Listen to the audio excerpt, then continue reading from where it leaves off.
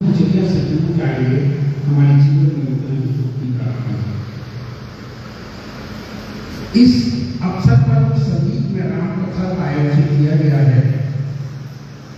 जहां तक मैंने समझा और मैंने जाना, राम कथा हो या गीता में जो संवाद हुआ है श्री कृष्ण और अर्जुन के बीच में, चाहे आर्य समाज के प्रवर्तक स्वामी दयानंद सरस्वती जी ने जिन 10 नियमों की व्याख्या की है और जिन 10 नियमों की मर्यादा में आर्य समाज को पालने की कोशिश की है, वेद के एक एक मंत्र का जो संदेश है, हमारे जितने भी दर्शन शास्त्र हैं उनका जो संदेश है, हमारे ईश्वर मिशन का जो संदेश है, वो संदेश मात्र केवल इतना है और एक ही बात का संदेश बार बार शास्त्र दोहरा है। इस दुनिया में सत्ता किसकी है? तम रज और सत की। हमारी तामसिक रास्तिक और सात्विक प्रवृत्ति जितनी भी मानव योनि है सबका आधार क्या है? राजसिक प्रवृत्ति। इसलिए हम सबकी चाहत है धन और यश। दुनिया में ऐसा कोई भी मानव नहीं हो सकता जो धन और यश की कामना से मुक्त हो जाए, होना भी नहीं चाहिए। फिर शास्त्र क्या कह रहा है? हम धन और यश की कामना करते हैं अपने और अपनों के पोषण के लिए। शास्त्र कह रहा है धन और यश, इन दोनों की कामना के लिए कभी किसी दूसरे के शोषण से अपने पोषण की कामना मत करना।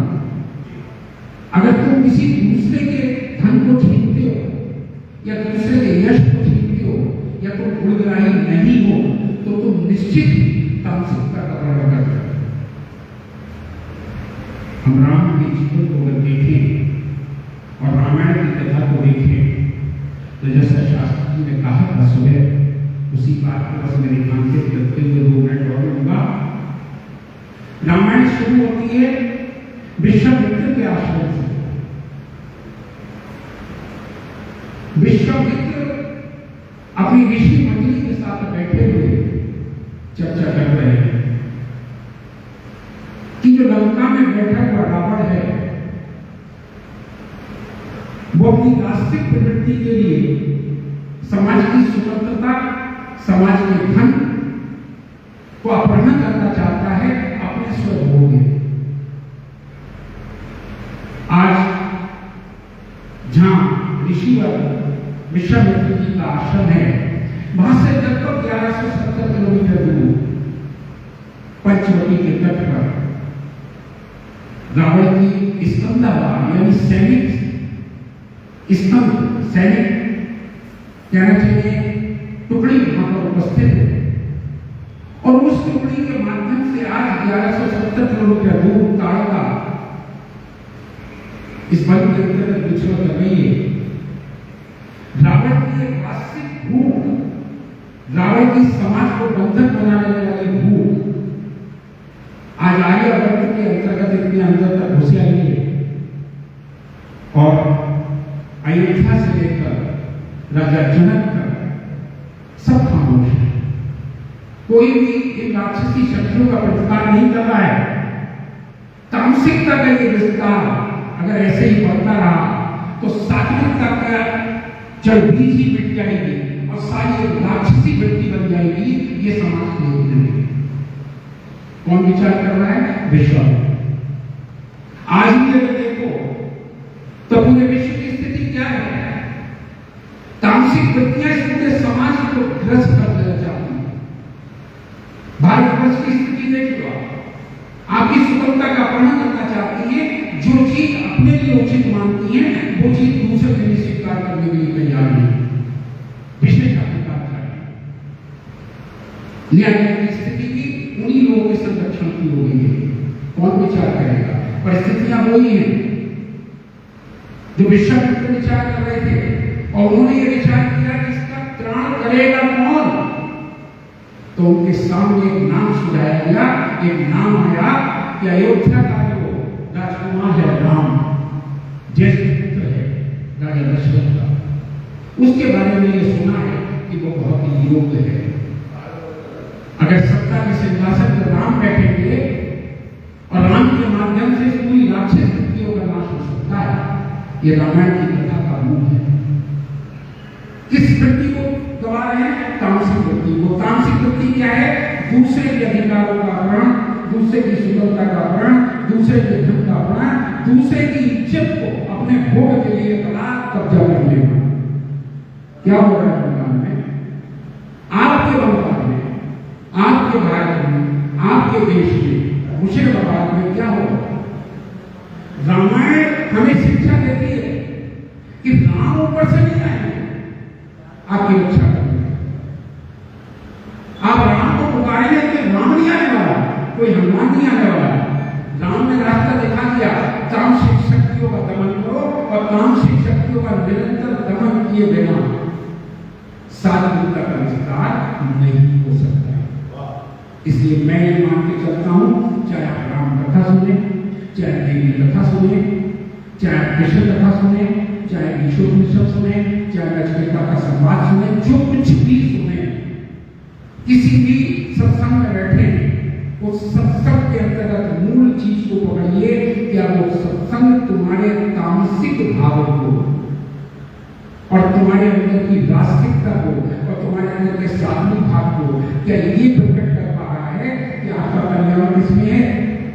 आपका कल्याण सात्विकता में है। रावण के पास सब कुछ था, लेकिन तब था भाव, इसे नाश को प्राप्त हुआ। राम के पास उससे भले ही कम था, लेकिन वो सबको समर्पित थे, इसलिए वो आज भी पूजे जाते हैं। मैं और अधिक न कहते हुए हमारे बीच में बदायूं से पधारे हुए आचार्य संगीत जी उपस्थित हैं। आज समाज के मंच से संगीत में राम कथा का आयोजन लोगों को बड़े अचरज की बात लगती। मुझसे भी कई लोगों ने पूछा, तो मैंने कहा निश्चित जो राम कथाएं आज तक हम सुनते आ रहे हैं, उसमें जो भूमि होती है, उसमें जो जनमानस होता है, उससे हमारी तुलना होगी, बिल्कुल होगी। काम 10,000, 20,000, 50,000, काम 10, 20, 50।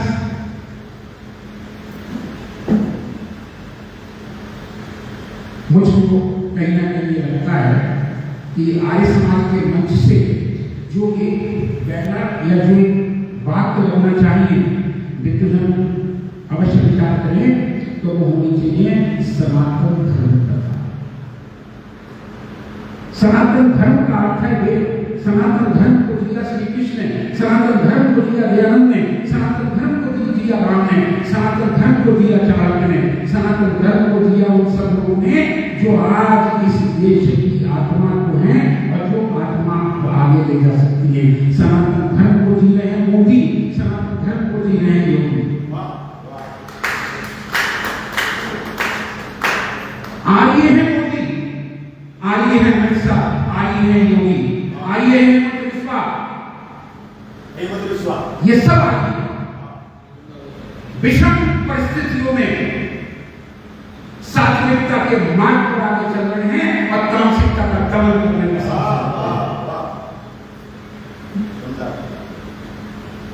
ये सारे के सारे लोग इस बात में समझ आते हैं, सनातन धर्म का समझ आते हैं। सनातन का संदेश है निरंतर सात्विकता का विस्तार। आपके परिवार में अगर कोई तामसिक व्यक्ति का है तो उसको दबाओ, आपके अंदर तामसिक व्यक्ति बैठी है, दबाओ। आज आर्य समाज के अंतर्गत जब मैं देखता हूँ कि आर्य समाज के जो एक बहुत बड़ी भीड़ होनी चाहिए आज नहीं है, तो उसका कारण मालूम है क्या है? तामसिकता का बढ़ना। अगर हम अधिकारी हैं और अगर सारे समाज के सदस्य हैं तो हमें इस आर्य समाज संगठन को ऊपर उठाना चाहिए। हम अधिकारी हैं तो अपने कर्तव्यों का पालन करें।